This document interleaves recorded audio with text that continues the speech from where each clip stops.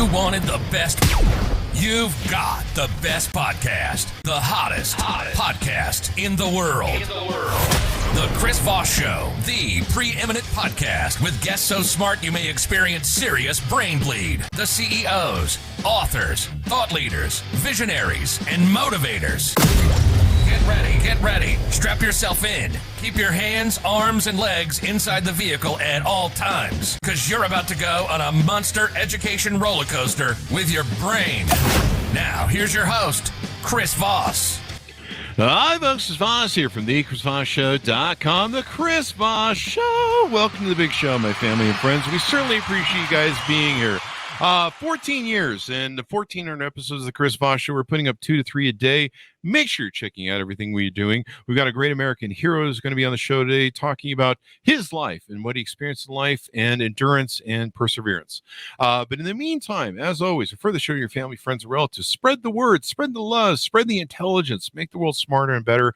Tell people to go to youtube.com/Chris Voss, goodreads.com/Chris Voss, linkedin.com/Chris Voss. And for the love of God, follow us and support us on Twitter. We're trying to be cool, but we're old and fat and ugly, and they just don't like us over there yet, but we're working on it. We're trying to do it. So support us over there as well.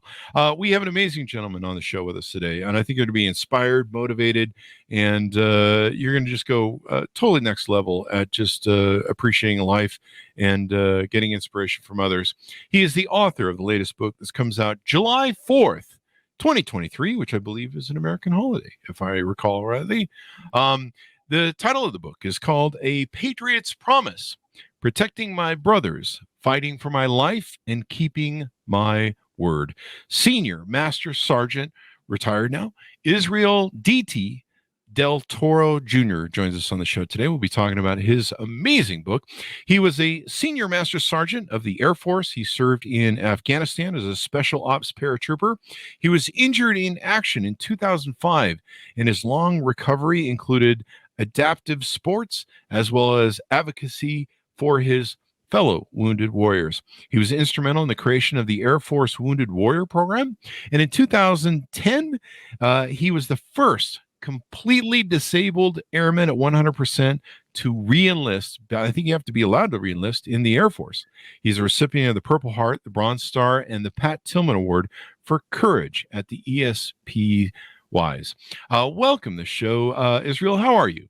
Doing good, Chris. Thank you for having me on here. And thank you for coming. It's an honor to have you, sir. And I think you wanted me to refer you as DT through the show, correct? Yeah, DT's fine. There you go. Oh, we're going to get all nice and friendly here. So give us a .com or wherever you want people to find you on the interwebs to get to know more about you. Well, I have my website, which is deltorostrong.com. And then I obviously have my Instagram, which is IDT21. And then my Facebook page, which is Israel Del Toro Jr. And I think that's about it. I'm still learning to be the whole social media guy. You know? I was like, I'm just not one that here's my breakfast I ate this morning photo. Yeah. Well, it's kind of interesting. People are like, hey, here's my scrambled eggs. You're like, we're all having scrambled eggs. Like, right. Oh, you got 2 extra bacon there. I see that. Yeah, there you go. Well, that's definitely, I'm liking that. So what motivated you, sir, to want to write this book? Well, honestly, Chris, for years, people have asked me to do this. When I got injured, and then when I started my recovery and started to kind of tell my story, what happened, I want to say around 2008 to 2009, everyone started to tell you need to write a book. And I was like, why would I want to write a book? It's like, I don't even like reading. I was like, you want me to write one? And then, at the time I was just 30 something. And I was like, I got so many, adventures to do. Why would, let me live a little bit before I wrote a book.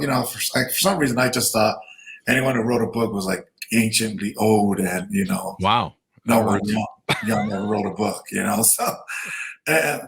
So, but then, I retired 2019 and I was still speaking, but then COVID hit and all my speeches were canceled. And I was like, well, I don't got nothing to do now. I was like, I guess let me try this book thing everyone keeps telling me that I should be doing. There you go. And is that a husky or a Shibu that I see in your background there? An Akita. An Akita. There you go. I Yeah. have 2 huskies, and so I saw the curly tail in the back, and I'm like, that's in the family somewhere. So You know, if that was a husky, you'd be hearing howling right now. that's probably true. That's probably true. Mine are just, I don't know, they're asleep right now, but yeah. In the morning, I get a lot of that. So, give us a 30,000 overview of the book, Patriot's Promise. So the Patriot's Promise, what it's really based on is a promise I made to my dad the night before he passed. Mm-hmm. And that was when I was 12 years old. And just as like the last thing my dad told me was, promise to you always take care of your family. Wow. And, you know, for a 12-year-old kid, it's like, okay, yeah, right, Dad, whatever.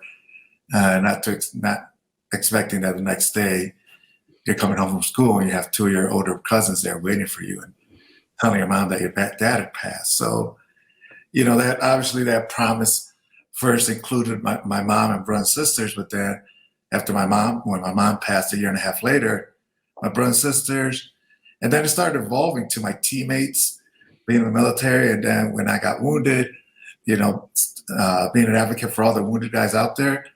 And then to anyone that really had a bad day or needed, you know, someone to have a voice for them.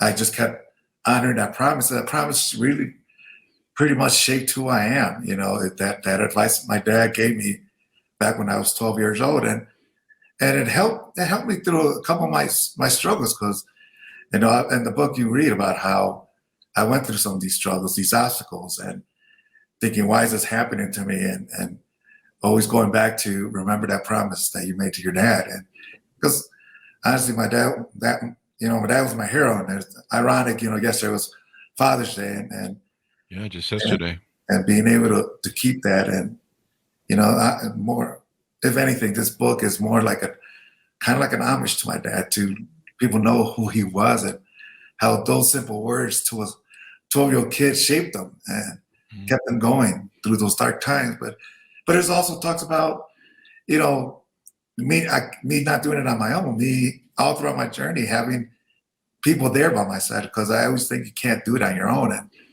And that's what I did from, you know, my darkest hour, obviously when you read, you know, having there, and, you know, when I got hurt, the medic helping me, you know, stay awake, you know, to, you know, having a bad time in the hospital and hating the night and having the nurses being there for me. There you go. You know, there's an old axiom: a man's word is his bond, or a man is only as good as his word that's his bond, or something to that effect.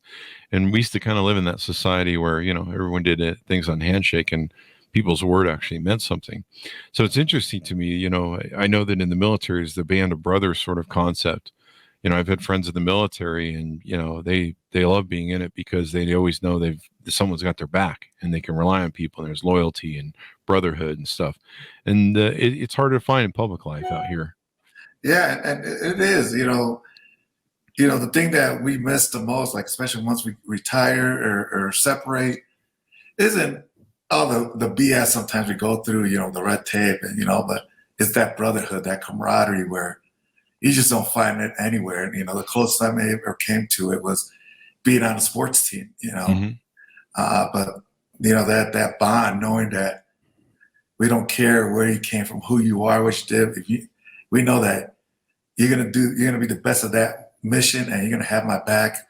That's all that mattered to us, and that's what we miss a lot. You know, I know I still do. You know, like luckily being out here in Colorado Springs, you know, there's still a couple of my military friends that will travel through here and we'll meet up. And of course, my wife tells me, please don't get drunk and get thrown into jail. You know, that's her biggest fear. It's like, I was like, why don't you say that when I hang out with like my regular friends that aren't military or my techie brothers? Like, because I know you guys when you get together.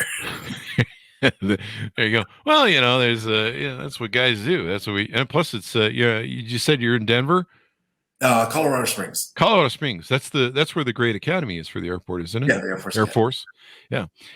Beautiful facility out there. I remember going through there and like, wow, that's amazing there.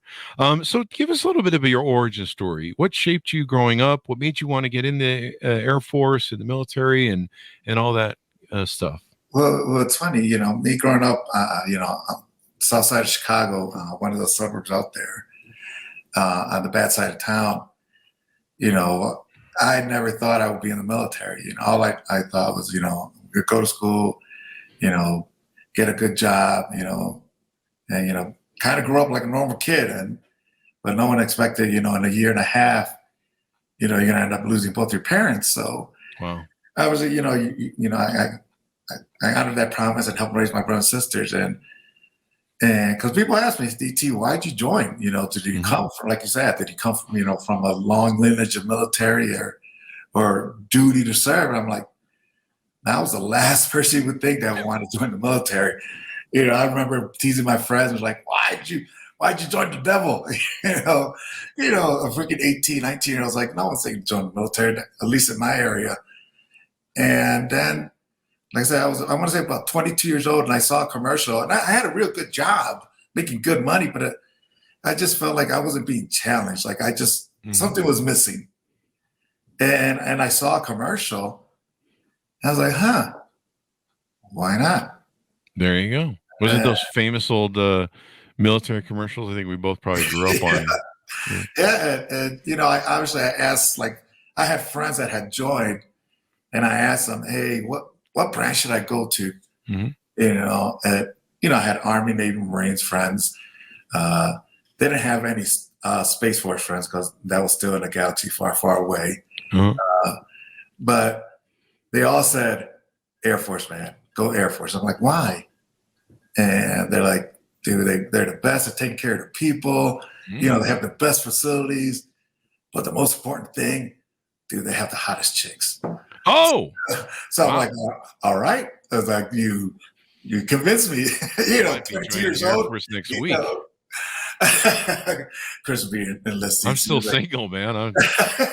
I'll get a phone call from Chief of Staff like, Sergeant Toro, because of your podcast, we've got an increase of recruits all of a sudden. Hopefully, you get an affiliate fee for that referral. So you joined the Air Force. Were you interested in flying planes or just anything in the Air Force? No, I grew up in the era of Rambo. Who didn't want to be that long-haired, chiseled body guy? Obviously I don't have the long hair anymore or the chiseled bod, because my son says I have a dad bod, but it's all right. But at the time, put him up for adoption. I wanted to do that. I wanted to be that guy. Yeah. That's what I grew up on. And so when I enlisted and the TAC-P recruiter came by and told me what my job would do about calling an airstrike, jump out of planes, you will be the man on the ground. I was like, that's the job I want. And the hottest chicks too. Right? Because I remember him, I swear when he walked in, he had a stogie. He had his beret on, his boots all shining. I was like, this guy is Rambo. And he gives the whole spiel, and then he ends it with, but gentlemen, what's the best thing about being a TAC-P? It's like, what, Sergeant? See this black beret I have on? Yes, it helps me pick up girls. And I was like, it was like a sign. I was like, this is the career. But again, it, not taking away from any careers out there. They're all important, Yeah. But I wanted to be that guy when I'm a crusty old grandpa and my grandchildren ask me, Grandpa, what you do in the military? I want to have that. Well, I already kind of have that raspy voice now. I was like, I killed a lot of mofos when I was in the military. I wanted to be that guy. There you go. And we had Captain Crozier on earlier for his book Surf While You Can, and last week I think, and he said that Top Gun was the thing that got him into the Air Force. Kind of funny. People don't realize how little things like that, because again, and I remember me telling the story about getting in because watching Rambo, and it was like to middle schoolers. And I stopped myself. I was like, hold on. How many of you kids know who Rambo is? And like 4 of them raised their hand. And I'm like, your parents have robbed you from a great childhood. I remember the first, what was it? The first movie wasn't called Rambo, right? It was called First Blood. First Blood. What a movie. Holy crap. And then the Rambos thereafter. Yeah. So there you go. So you end up going on a call of duty, called up for duty. And where do you go and how do you end up getting injured? So I had just finished a tour in Korea, and then I headed off to Italy for my duty station. Mm-hmm. And when I had already been told before I got there that, hey, in August, we're heading downrange for another, and we're going to be gone for about 6-7 months. And I was like, all right, cool. But in my head, I'm thinking, how the hell am I going to tell my wife? You know, I was like, because before Korea, I had just got back from Iraq. Mm-hmm. It's like, and I was gone for, I want to say 5-6 months. Mm-hmm. And then, I leave for Korea a few months after getting back, and now I'm headed to Afghanistan. So I'm like, how am I going to tell her this? Mm-hmm. So I had to figure out how to do it. And I probably didn't do it the right way because I waited till June to tell her, and I was leaving in August. But that situation, I tell that story because I want to help people. It's like, don't do the same thing I did. Because you think that our plans will always work. Yeah. And they kind of do, but they kind of don't. And mine, luckily, I have a great wife and understanding because she was, I ain't gonna lie, she was pissed at me. I knew since like December, and I tell her, wow. And I was using the Pope kind of to, ease the tension because I was like, well, I'm telling her in front of the Pope she can't yell at me, But again, anyone that is Catholic knows that April of 2005, Pope John Paul II passed. So okay. That kind of ruined my plans. But I remember, we got into it because I tell her finally, like we're at the ruins by the Colosseum, and I had my son with me in my arms like a shield just in case she attacked me. I was like, sorry, buddy, you're gonna take the blunt of this. Wow. And I tell her, and she doesn't yell at me, and I'm like, holy crap. In our heads, like most guys were like, yes, we're geniuses, we did it. And we get back to the room, man. I say I saw devil face. Oh. Anyone that has a loved one knows that. You see that face, like, man, you're in trouble. And we got into it, like I said, and she actually gave me an ultimatum. She said, you need to get out or we're done. Wow. And it wasn't that she was being vindictive. It was because I always said I'll never let my son grow up without his dad. Mm-hmm. But yet my son was going to be turning 3 in August, and he probably knew me a total of maybe 6 months out of his life. Mm-hmm. So he was growing up without his dad. But luckily, this is how great she is. She kind of put everything aside and let me say, you know what? We'll talk about this later. Concentrate on being downrange. Hi, folks. Chris Voss here with a little station break. Hope you're enjoying the show so far. We'll resume here in a second. I'd like to invite you to come to my coaching, speaking, and training courses website. You can also see our new podcast over there at chrisvossleadershipinstitute.com. Over there, you can find all the different stuff that we do for speaking engagements if you'd like to hire me, training courses that we offer, and coaching for leadership, management, entrepreneurism, podcasting, corporate stuff. With over 35 years of experience in business and running companies as CEO. And be sure to check out chrisvossleadershipinstitute.com. Now back to the show. Mm-hmm. And so, I headed out downrange in August, and we're out there a couple months. And when I get there at my FOB, I'm the only JTEC, Joint Terminal Tech Controller, to cover 2 Army companies, an SF team, and a scout team. Mm-hmm. And how it works, they'll send us to wherever they think is going to be most dangerous, where they're going to get troops in contact. Wow. Because we're the ones calling in the airstrikes. So I was out constantly. And it was right after Thanksgiving we got orders, and I was told, hey, going out with the scouts, because there's a high value target you guys got to capture, kill, and a supply route the Taliban was using, and we had to destroy it. So we head out, like I want to say December 1st, we air assaulted into this bow. I mean, we have mountains all around us, and we air assaulted. They air assault some vehicles on our dirt bikes, and we go and we take over kind of this little compound, and we do operations out of there. And we were out there, nothing happened, and our interpreter all of a sudden, our interpreter keeps telling us, like, hey, these guys see us because he's getting ICOM chatter. It's like they see us when we leave on foot, they see us when we leave on our bikes, they see us when we're leaving the trucks. Because again, we're in a boat, they're standing up on the mountains watching us. So our lieutenant, who was young, fresh out of West Point, I mean, this is how green he was. He took a selfie or took a picture with him. Well, because I don't think we had selfies yet, but he had someone with a camera take a picture of him next to an IED. But we're like, what are you doing, dude? Holy shit. But that's the job of us as NCOs, to kind of shape that young lieutenant to eventually be a great leader. Mm-hmm. So, like I said, they were seeing us. So he makes up plans like, all right, guys, we're going to take half the scout team, which will be about 10 of us.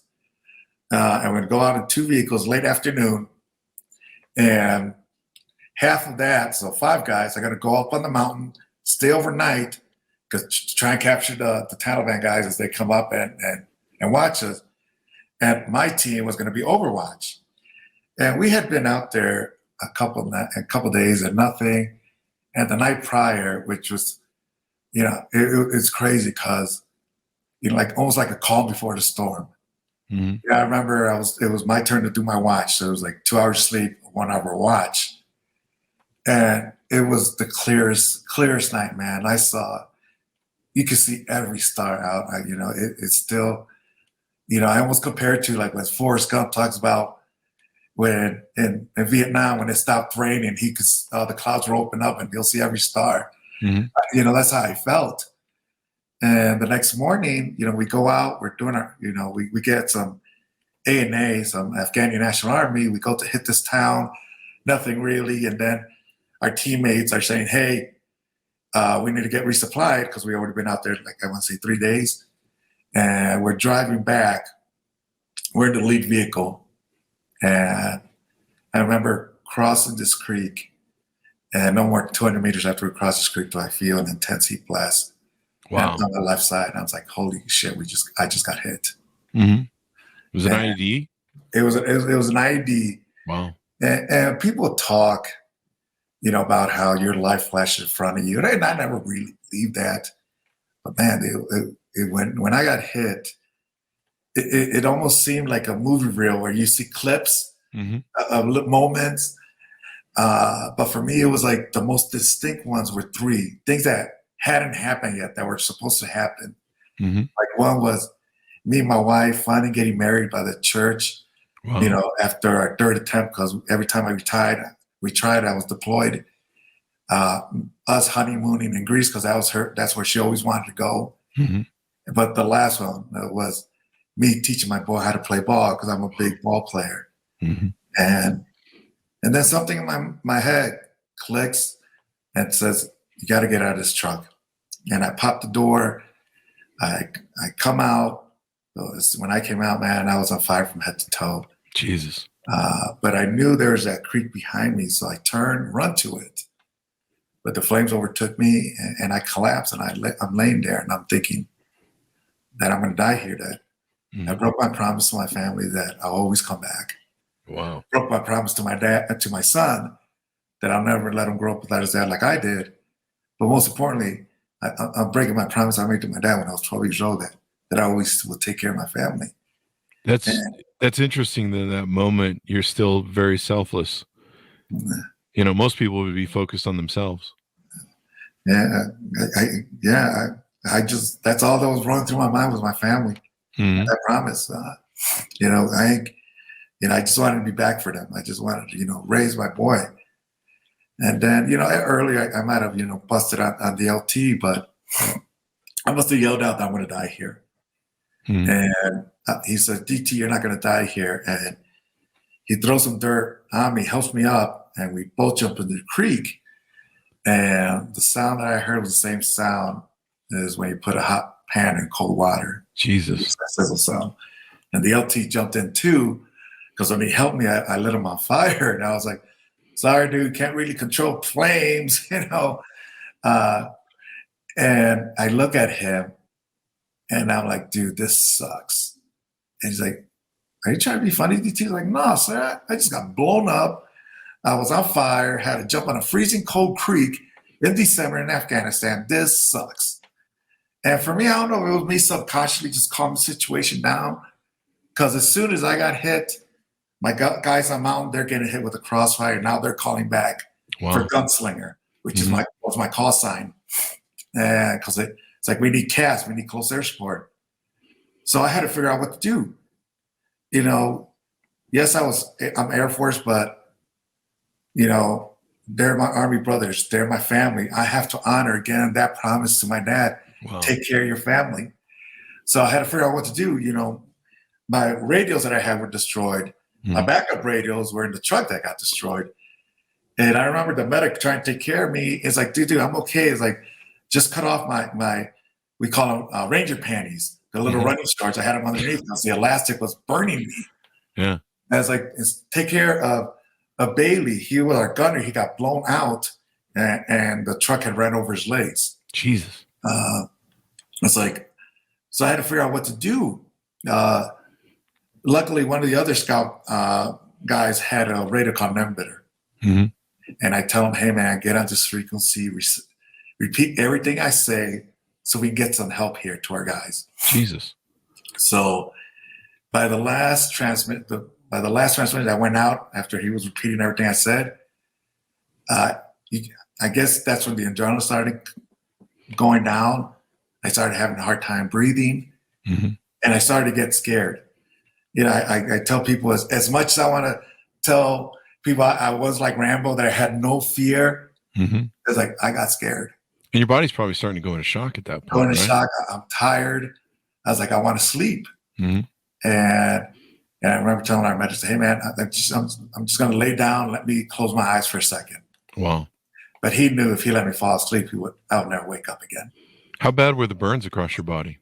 Well, for me, I looked at myself as like my legs hurt, but I really didn't feel anything.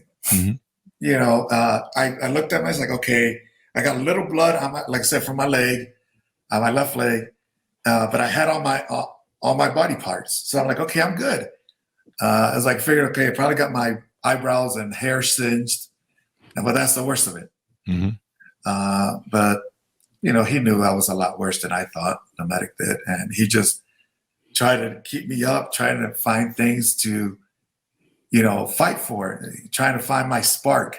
And, you know, he was using everything he could. He was thinking, come on, man, fight for your wife, fight for your wife. And, you know, I tell him, like, man, try something else. That ain't going to happen. That ain't going to work.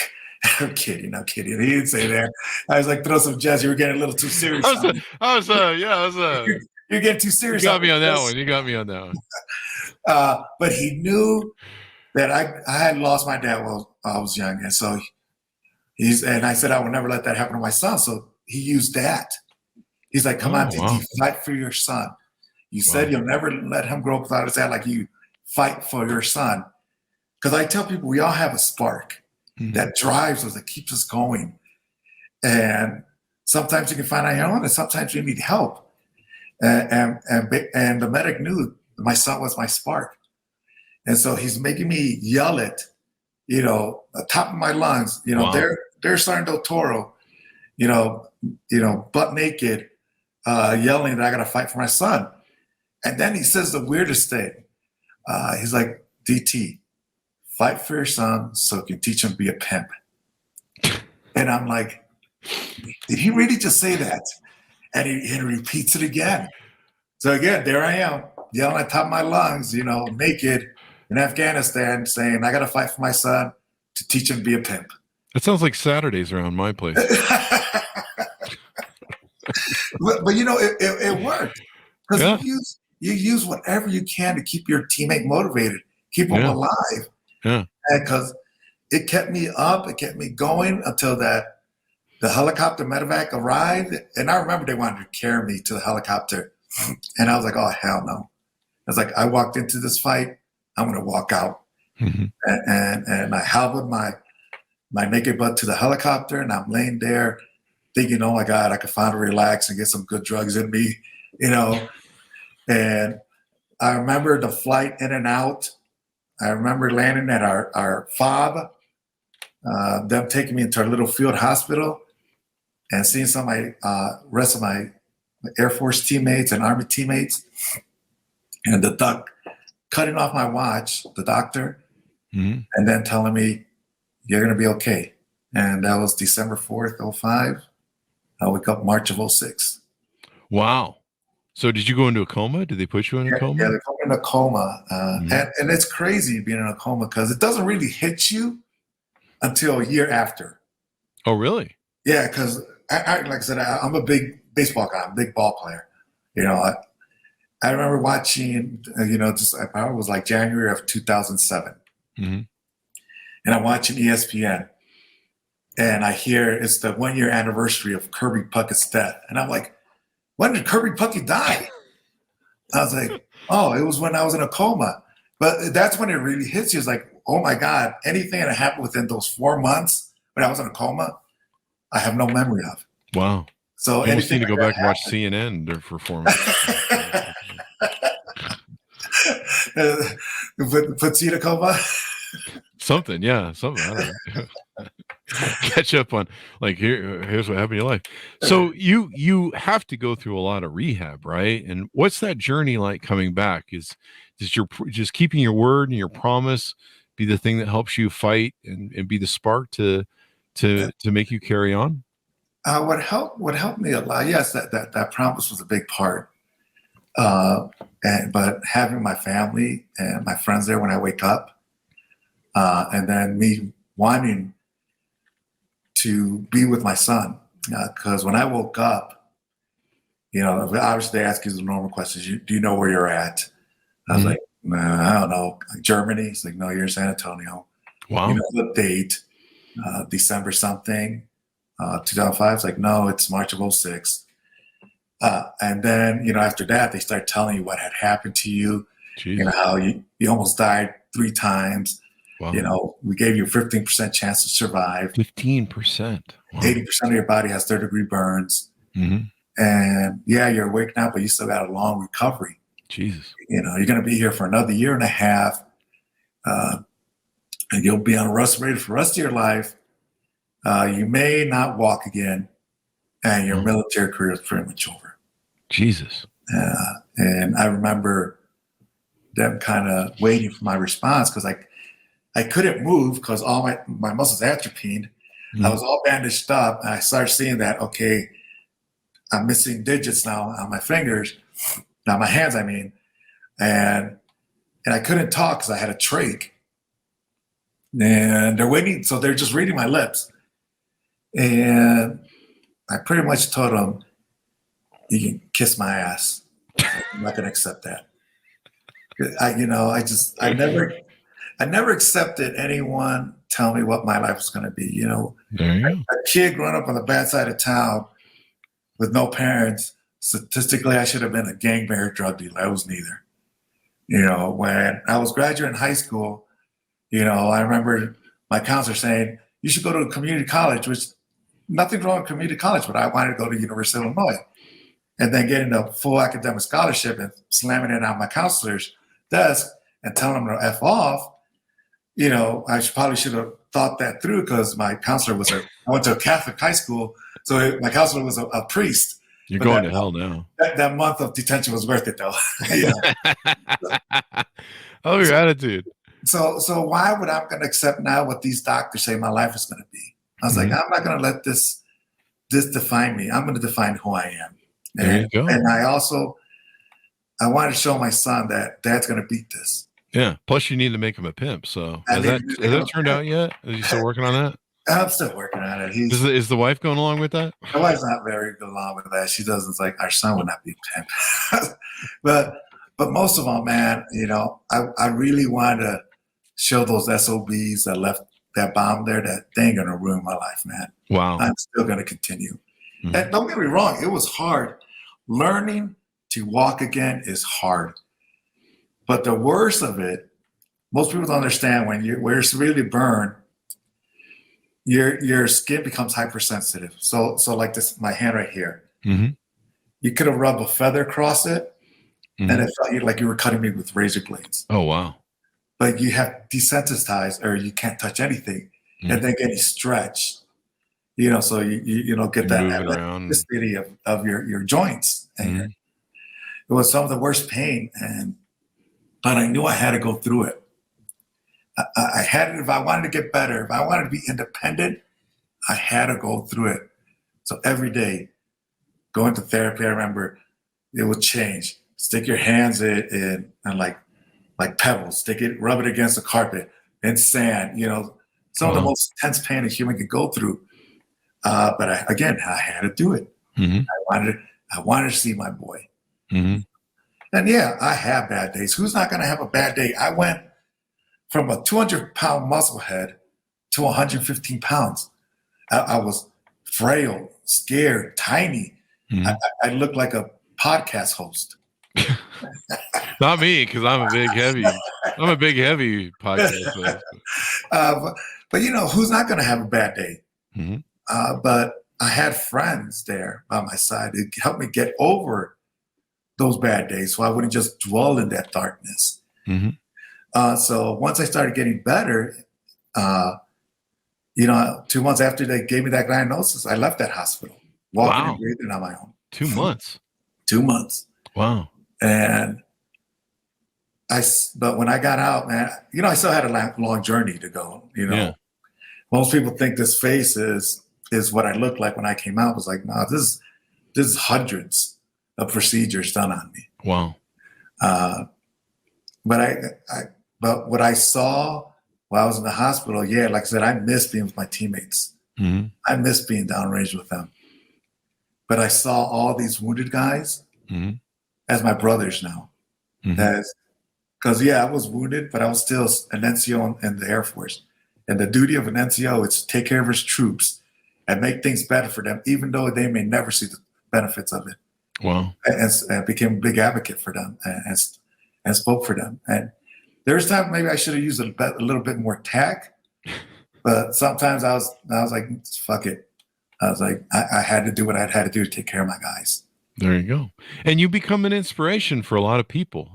President Biden is one of the endorsers on your book. President George W. Bush, George Stewart, I think, if I recall rightly. You start speaking and inspiring people and using your hero's journey to inspire others. And at some point, you decide you want to re-enlist. And I guess that's not a very big thing with the military. Yeah, for me, people kept asking me, what do you want to do? I was like, I want to continue serving. And they were like, why, DT? You're starting to get very good at public speaking and they pay well. And yes, they do. Some people for 45 minutes can make, 50 grand, like nothing. And some of the higher ends can make 100 grand. Yeah.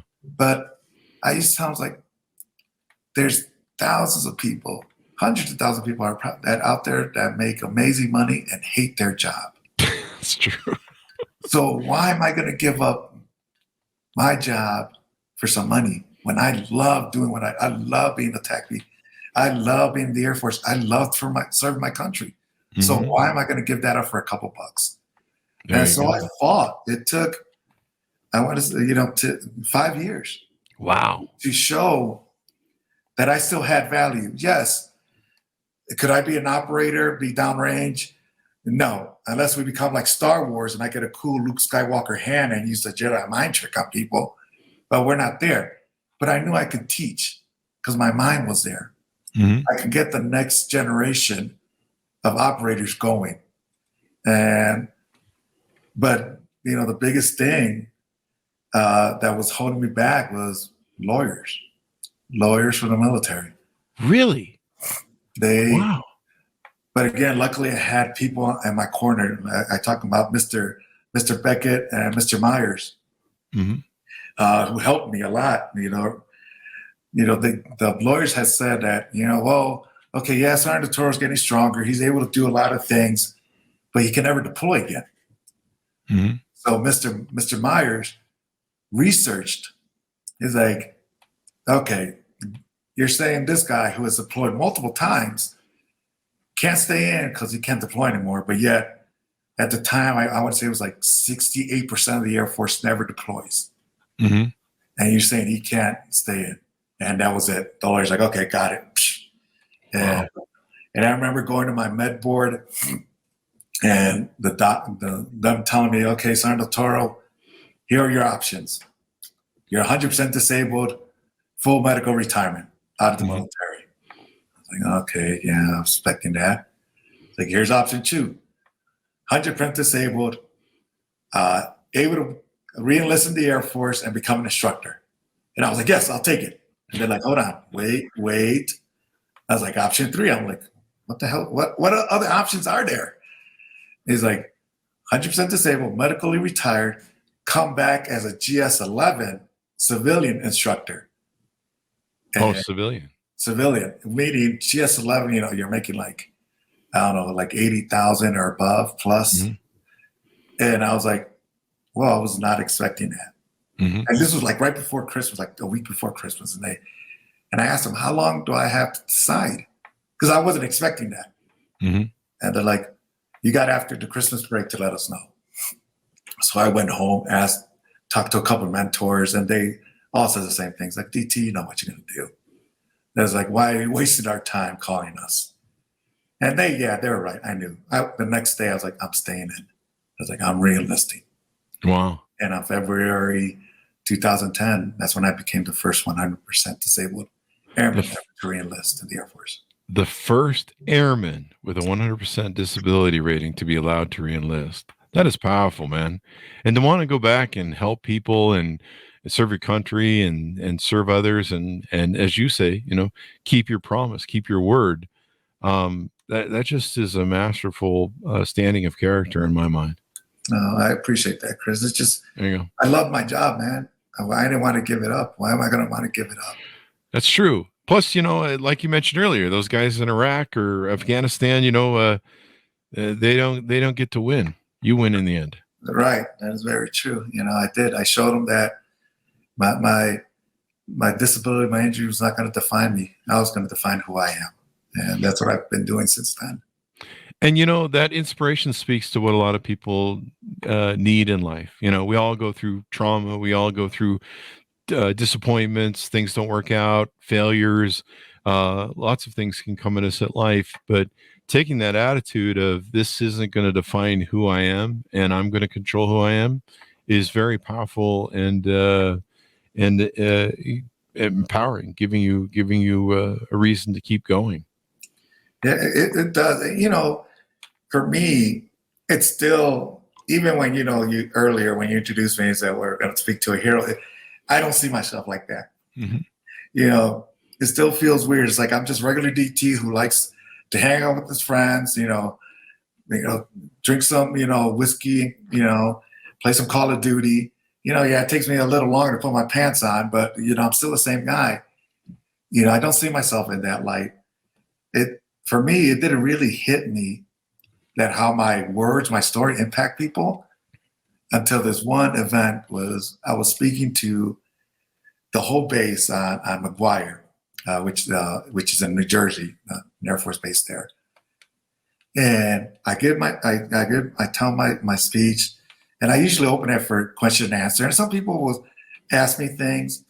Some people will wait till where they're shaking my hand, ask me a question, or even they'll wait and message me on social media or, direct message me and ask me. But this time there's this young lady. She was an A1C, meaning she was probably in 2 years. Mm-hmm. Stands up and says, Sergeant Toro, I've tried to kill myself many times. Jesus, wow. But I hear how you never gave up, how you kept going, to be there for your family, to honor your dad's promise. You have helped me find my spark. You have helped me find value to continue fighting. And I just want to thank you for that. And for me, it just hit me. I was like, for this young lady to stand up in front of her leadership and say that, is when it hit me. It's like, my God, my stories do impact people. Yeah. You know, and again, I'm a realist, man. I know I'm not gonna touch everybody out there. But those one or two that really need to hear, like that young lady that I just said, all that pain, all that suffering I went through in my life was worth it, because she found her spark and she still found the will to live and fight. There you go. And that's where you're going to make the biggest difference. And I'm sure you inspire a lot of people. I remember we had somebody on the show, an author a couple of years ago, and I was in the midst of my book and the editing part. You know how fun that part is, right? And I was complaining after the show to her, and she was a multi-book author, and she says, I'm going to tell you something. There's somebody out there that needs your book. There's somebody out there that needs your story that you're going to tell, that's going to change their life and inspire them. You may never meet them, you may never know them, but they need you to finish that book. And so if you can't finish it for yourself, you do it for them. And so I'm sure a lot of people are going to read your book. Your story is going to be amplified even more to more people, and you're going to help a lot more people be inspired and find their spark in life.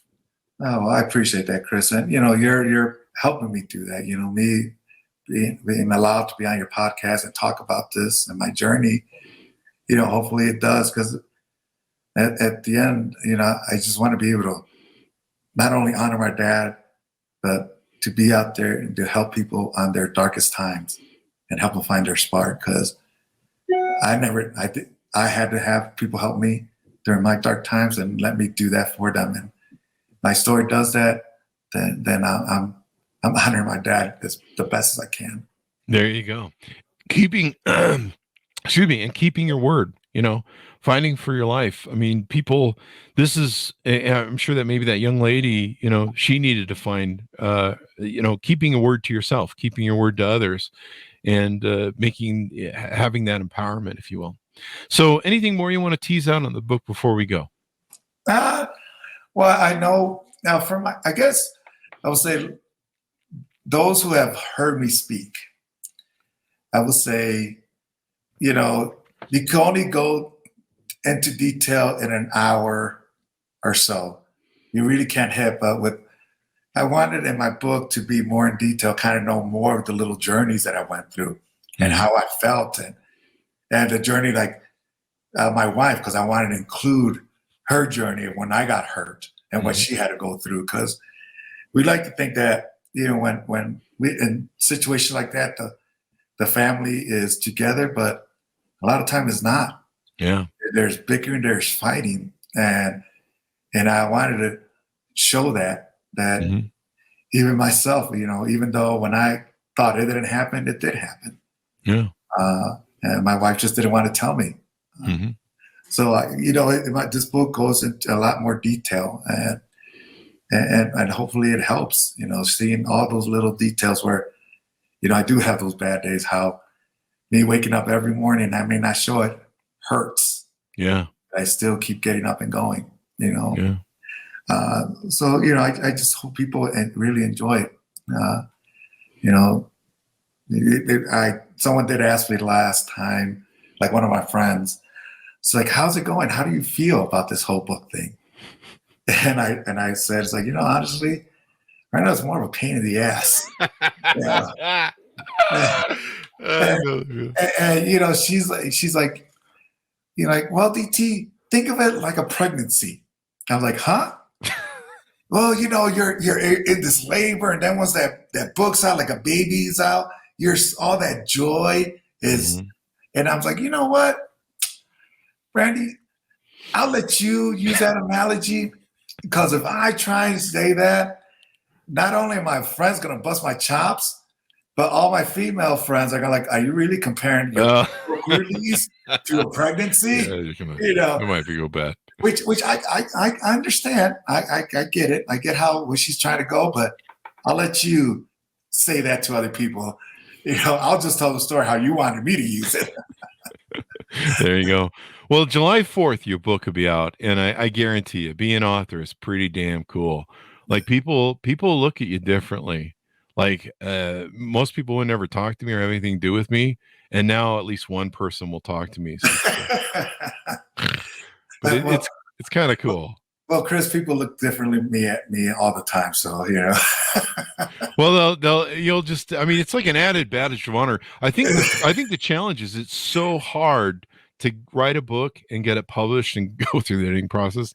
It's so hard that when you finally do it, people just go, you get an extra medal of regalia where people are like, well, this guy must be smart. He wrote a book. Well, I always we're like, so would it take like 3-4 months to do a book? I'm like, yeah, I wish, dude. I wish. Yeah. I was like, I turned in the script like a year ago. Yeah, the big. I think you did it with Harper and Harper Collins, our friends over there. They take like a long year between just from the time you write it to publish it. But they do a great job.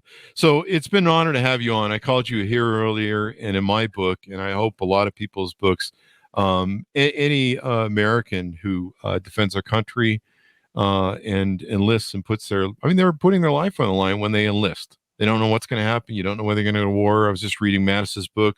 I think it was Call Sign Chaos was the name of it. And when people enlist, they don't know whether they're going to go to war, and it's come what may.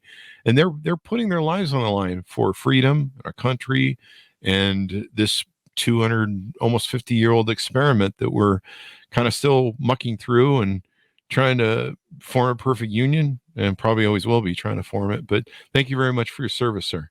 No, thank you, Chris, and thank you for having me on here. And I really do hope you enjoyed the book.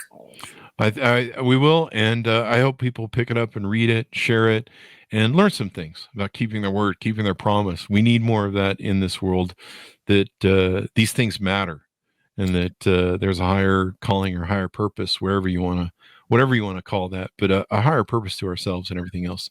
So thank you very much for coming on the show. I certainly appreciate it, DT. Thanks, Chris. There you go. And thanks, my audience, for tuning in. Order up the book wherever fine books are sold. Stay away from alleyway bookstores. You might run into DT's pimp son. No, I'm just kidding. Don't do that. I'm sure your wife loves that story. A Patriot's Promise. Protecting my brothers, fighting for my life, and keeping my word. I highly recommend you pick it up. It'll be available July 4th, 2023, which I think is the birthday of these things we call America. America.